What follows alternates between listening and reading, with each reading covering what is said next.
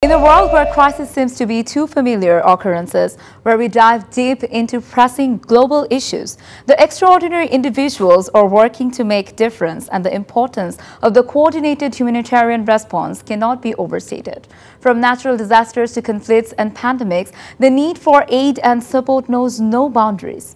Ifrc, the International Federation of Red Cross and Red Crescent Society, is the world's largest humanitarian network comprising 191 countries working to save lives, build community resilience, strengthen localization, and promote dignity around the world. Hello and welcome to the special program of DBC News, Meet the Envoy. Viewers, we are fortunate to have the president of Ifrc, Kate Forbes, with us today in our DBC studio. Let's talk with her. Well, thank you for having me today. So before we begin, congratulations on being the president of the largest humanitarian network in the world. And with your 4 decades of experience with Ifrc, starting from the Phoenix chapter, how do you feel to become the president and the second female president after so many years? Well, yes, it's been 44 years that I have been committed to the Red Cross and Red Crescent movement. And it's a mix of emotions. I feel a great sense of honor to represent 16 million volunteers and 141 national societies, but also a great sense of responsibility to be sure we give aid where we should, be the most vulnerable people are serving, and to tell the world the work that our amazing volunteers and staff are doing. And as only the second woman to hold this position, I am really fortunate to be able to bring, I think, the feminine perspective to some of problem solving. Many women are used to juggling many things, but most importantly, being a role model for young women in the organization. So Bangladesh Red Crescent Society, BDRCS, has been established in 1973, and being the president of Ifrc, this is your first time visit in Bangladesh. So after that, you had got a busy schedule. So would you like to enlighten us about your visit, about on the recent cyclone-affected area in Kwara and Khulna? Yes, well, first of all, it's a great honor to be here in Bangladesh, and you're very fortunate to have an amazing national society. I came here for 2 reasons. I'm very interested in climate change and migration, and 2 of the things the Bangladesh Red Crescent Society has really been working on has been the response to the cyclones, and as you all know, Cox's Bazar. So those were the 2 drivers for me to do. And in both situations, I've been amazed with the collaboration between the government and the National Society and the work of the National Societies in very difficult situations. So apart from the cyclone Brahmal that has heavily affected Bangladesh, could you please inform us about the measures that are being taken by Ifrc and BDRCS in order to help the people in the stranded flood areas? You know, it was again very heartwarming to see what the type of services that were being provided. One of the things that's very difficult after a cyclone or flood, believe it or not, is clean water. And they have a very innovative system there where they turn flood water into clean drinking water. And people had enough water. I have been to all sorts of floods, and usually people are desperate to get clean water. Here, there was a daily supplies of clean water, and I can't overstate how important that is. I went to the clinic where they're giving out medicine. As you can imagine, if your house is flooded, your medicine is gone as well, and evaluating them as well for mental health issues. We also saw where we were handing out and helping people rebuild some temporary shelters, which was also well, and then we were giving out food. So food, shelter, water, medicine, and mental health support. We're doing it all. Or I should say the Bangladesh Red Crescent is doing it all. That is a great news. But meanwhile, you have already visited the Rohingya camps as well. Yeah. But recently, have you seen that some of the international aid agencies and the organizations are slashing the budget substantially? So how can Ifrc work on this in order to help the people? Well, your observation is correct. I call these the hidden crises. Unfortunately, the world has turned its eyes to the Middle East, to Ukraine and Russia, and some of the earlier attention that was given to Cox's Bazar has waned. And so it is critical that we coordinate more closely with our other NGOs that are there. For instance, the United Nations, I saw where we're working very closely together. So we don't have a duplication of efforts. But I also believe quite strongly that by bringing attention and speaking to our donors when I get back to Geneva, we'll be able to, in some ways, sustain or at least increase to a certain degree our support of it. But part of the solution will be to, within the camp, to allow them to have some type of small livelihood within the camp to help offset the costs.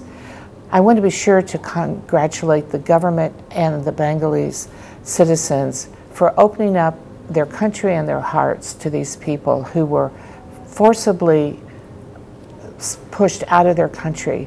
You know, I met women who had had their villages burned, had been physically abused, and now they have a safe place to be. We need to find a long-term solution. They need to go to a safe country at some point.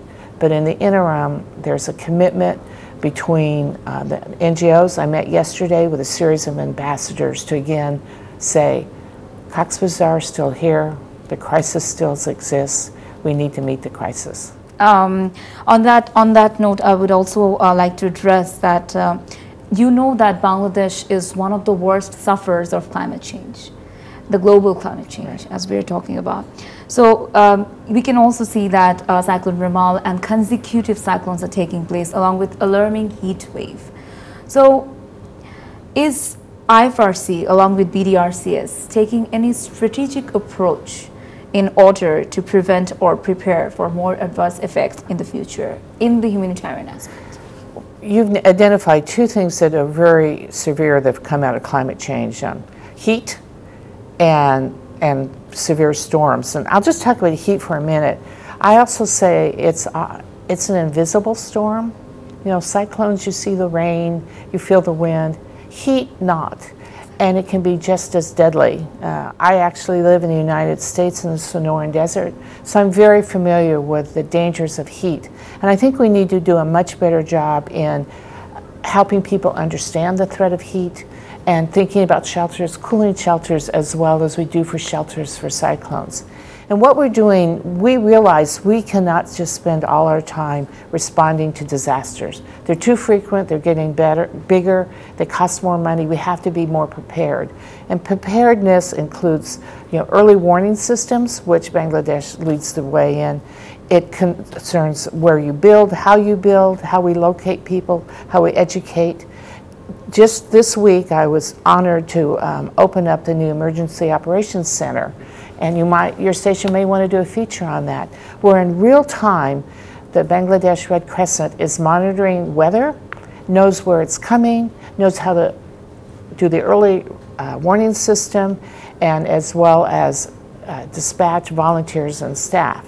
At a global level, we have a climate center. We're working on climate change consistently and advocating at various areas of changes to help address climate change. It's a huge issue. It's going to take cooperation between the humanitarian sector and the government sector for us to have a long-term solution. So in terms of humanitarian sector, as you were saying that you have been in the desert, so you know more about heat than we do. So on that note, World Heat Action Day was being observed on 2nd June. So would you like to give any message in order to #beat the heat to our audience? Yeah, first of all, I was delighted that there is a World Heat Day because, again, living in the desert, I think some people don't realize where the threat it is. Exactly. So I would say to beat the heat, don't underestimate the power of heat. As I said, it's an invisible storm. Exactly. Prepare for it as you would any other storm. Be sure that you're hydrated. Be sure you have water. And you know, honor. Do you have to be out in heat? You wouldn't run out in the middle of a blizzard or in the middle of a cyclone. And if it's that kind of heat wave, be cautious. How do you think in the strategic goals of 2030 that Ifrc has, how much climate change has the priority? It is moved, I would say, well, unfortunately, I don't have the opportunity to have just one top priority. But I can tell you that climate change is at the top of our agenda. We're having an international conference, and we'll have a resolution with governments, 191 governments, 191 national society, on climate change and how governments and the Red Cross, Red Crescent movement need to work together. So it is always on the forefront because it's making, if you will, our work more important, more needed, but also more vast, and we have to figure out how to address this with limited resources. Exactly. Madam Kate, apart from the climate change, we're having a lot of problems in the world at the same time. So our world is going through conflicts and wars after the pandemic. Russia, Ukraine, Palestine, Israel. So Ifrc has been helping the global community in all fronts, exactly focusing on the humanitarian aspect. So how, according to the Geneva Convention, are the conflicting countries following the laws of the Geneva Convention, and how can Ifrc convince or enforce this convention on the conflicting countries? I'm so glad you brought up this question. The hardest thing I've had to do since I was president is we've had 30 members of our volunteer corps worldwide killed in the line of duty while wearing the emblem. And it's absolutely imperative that governments and all of those who are signatories to the Geneva Convention understand and protect our emblem. Again, this is a topic we'll be raising at our international conference in October, and it's one that I speak to daily. We need to have safe passage for us to give humanitarian aid. And humanitarian aid is necessary for people to survive in the most difficult situations. So protection of our emblem is not only related to the person who wears it, but it's related to the people we're trying to help. Perfect. But has this happened earlier? Because as you were saying that many Ifrc members have been killed. Unfortunately, we have had members killed in the past in the line of duty, but the level of it has increased to a level we have not seen. And so it's very, very important, again, that governments and those signatories to the Geneva Convention follow the Geneva Convention. So on this note, I can say that the current generation and the youth are being heavily affected by the impact of the conflicts in the war-torn areas. It's not about the innocents that are getting killed over there, but it's also affecting the mental health around the world. So is Ifrc working, and the other organization, humanitarian organization, working in order to address the issue of the mental health well-being? Well, we know that disasters and geopolitical conflicts disproportionately impact the elderly, children, and women. It's just a fact. And psychosocial support is absolutely critical. And it is a part of every response that we have is to address the mental health issues that are going on. And it's not only during the disasters or during the conflict itself. Many of those issues remain with people for years. And again, it's something that we have a great focus on, and we recruit volunteers who specialize in this so that they can give aid, especially to children. When I was in your cyclone area, when I was in Gaza, in both cases, I saw us giving that kind of help to children during the conflict. We don't wait till it's over, but even during the conflict or during the disaster recovery phase. So it is a top priority for us. Is this also applicable for the volunteers? Because when the volunteers goes to these spaces, does Ifrc work for the volunteers too? We do, both for staff and volunteers. We realize that you need to be strong mentally as well as physically to do the work we do. And I can tell you from personal experience, it is traumatizing when you meet a child who asks you to try to find their parent. Or you meet a woman who says their sons have been trafficked and during a war, and can you help get them back? Or you meet an elderly person who has lost everything, and at their age they don't know how they're going to start over again. I know I take it home every night with me, and I too at times struggle with the immensity of what we have in front of us. But I'm fortunate, in the next day I get to go back and I see what our volunteers and staff are doing. I see the lives we're saving, and that helps me realize what we're doing is so critical. you have already met our senior government officials, including the Foreign Minister, our Health Minister, the Disaster Management Minister, and others. Could you kindly enlighten us on the significant issues that could become a collaboration between Bangladesh government and Ifrc? Well, I think I would say continued collaboration both with the Ifrc and the Bangladesh Red Crescent. We obviously spent a great deal of time talking about disaster preparedness. Just as you mentioned, we talked about climate change and how its intensity is growing and what roles we see and the need for governments and for the BCRCS to work closely together with the Ifrc to respond to that. So that was a large part of our conversation. The second, obviously, was Cox's Bazar, that this has gone on, as you mentioned, for 7 years. And what is the status of the refugee camp now? What is our short-term and long-term ability to help those people be repatriated to their country or to another safe place? So the conversations, I would say, were robust.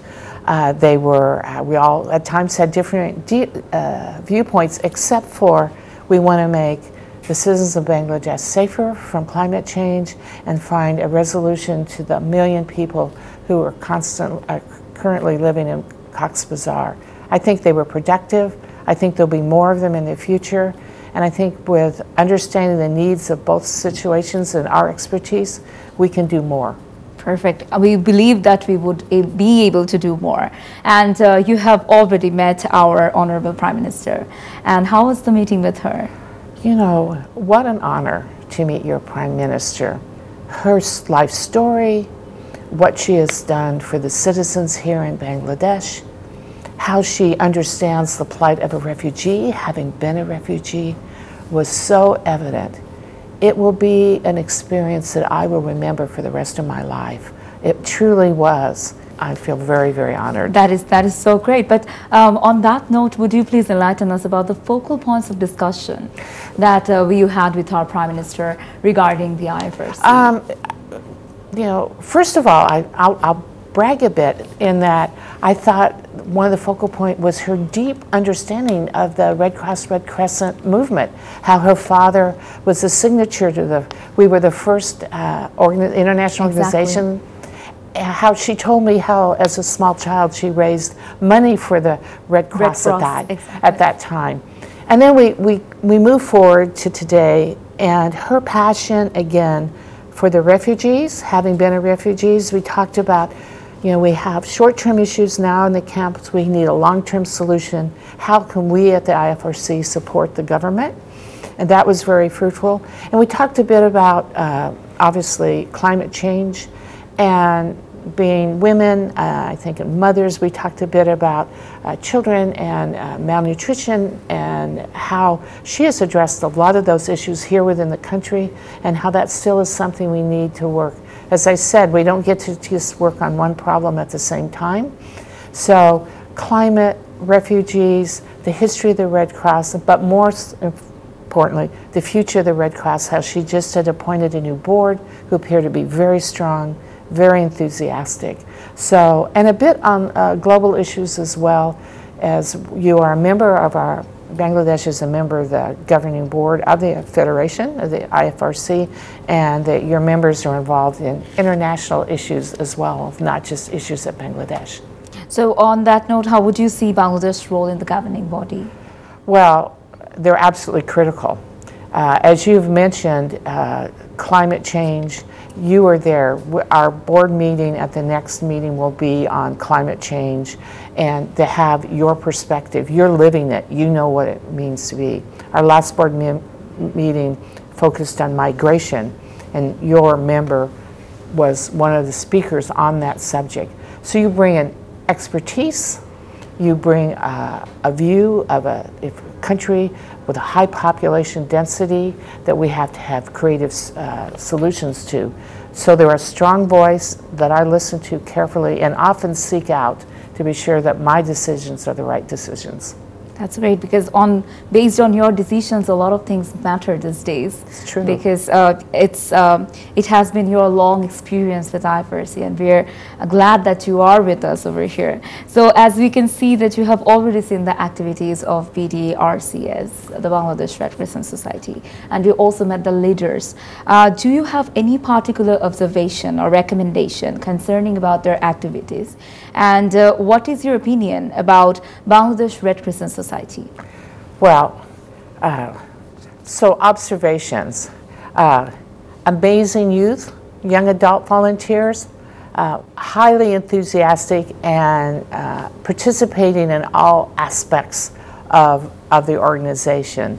That tempered with a very experienced board who care deeply and seem to want to be progressive. The fact that you have probably the most sophisticated early warning system for cyclones anywhere that we want to share. And the fact that they are so focused on what I call the last mile, that they're localized, you have branches throughout your country that are well staffed and trained. But my job is to help them be even more successful. I would urge every citizen of Bangladesh to support the Bangladesh Red Crescent Society, be a donor, be a volunteer. You can make a difference, and I know you'd be welcomed at the Bangladesh Red Crescent. Would you like to give us some ideas for the youth in order to grow them as a volunteer for Red Cross or Red Crescent? Because I think this is required for our youth to know what are the values that they need to know in order to become a humanitarian. Well, I think if they came to the Red Crescent here, what they would find is, first of all, great companionship. My best friends are part of the Red Cross Red Crescent movement. They become part of my family. And the best thing that you can do for yourself is to help someone else. It gives you a sense of gratitude. It gives you a sense of worth in that you know what you've done has made a difference. And not just youth, all of us need that validation. And we use youth for everything, from tech to from dispersing aid during a disaster, to helping us run operation centers, to helping us identify and collect blood donors. I mean, they may not actually take the blood, but be part of saving a life through blood. So as a youth, I'd say, come. You will find a family that's waiting for you, that wants you to be part of it, and you will make a difference. If you allow me, I'll tell one quick story. How I was recruited to the Red Cross, and I was a young person at that time, and someone called me and said, would you come for one meeting? And I said to my friend, Ron, I'm too busy. I had a young family, I had a job. He said, no one is too busy for the Red Cross, and it's just one meeting. Well, that one meeting has turned into 44 years, and I'm president of the international organization. So it's an amazing journey.